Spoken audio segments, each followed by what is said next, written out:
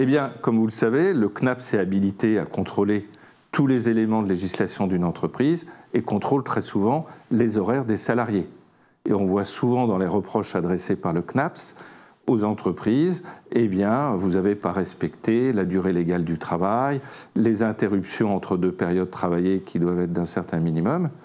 Mais là où je voudrais intervenir aujourd'hui, c'est sur deux arrêts qui ont été rendus par deux cours d'appel différentes sur ces problèmes d'horaire.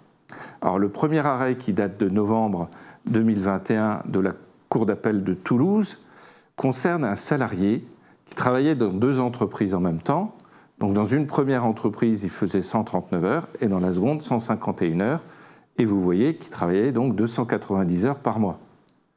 Et le plafond légal en termes de durée du travail, même avec des cumuls d'emploi, c'est 48 heures avec parfois un plafond un peu plus bas.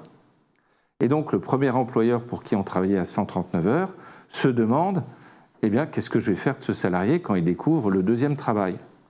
Alors il lui notifie d'abord de cesser son second travail, le salarié ne s'exécute pas, et l'employeur le licencie à ce moment-là en disant c'est une faute grave, parce que ne pas respecter la législation du travail peut m'apporter un certain nombre d'ennuis, dont un contrôle du CNAPS ou autre, et s'il y a un accident du travail ou quoi que ce soit, je serai responsable. Le salarié s'en plaint, saisit le conseil de prud'homme, puis la cour d'appel, et la cour d'appel tranche en disant eh bien, ne pas respecter la durée légale du travail est une cause de licenciement pour faute grave, et donc l'entreprise de sécurité a été reconnue comme étant de bon droit. A l'inverse, le deuxième arrêt qui est très récent, 12 janvier 2022, concerne une entreprise de sécurité aéroportuaire qui a fait travailler une salariée au-delà de la limite légale. Et la salariée a attaqué son employeur et a gagné, indépendamment de la rémunération des heures supplémentaires, 5 000 € de dommages et intérêts.